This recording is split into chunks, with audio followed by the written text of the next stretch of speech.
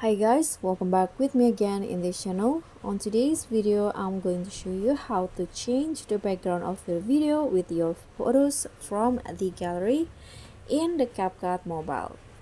So here, I'm going to remove the background of this photo first. Click on the video, go to remove background, and I'm going to just use the auto removal. Wait until the background is fully removed. Okay, until this turns to green. Okay, so the background has been removed, and now to add the new background from your gallery, go to background, click on image, and here click on the plus icon to add the image from your gallery. Just select the background, click on a check icon, and you are done. So this will be the result, and that's all from me. Thank you so much for watching.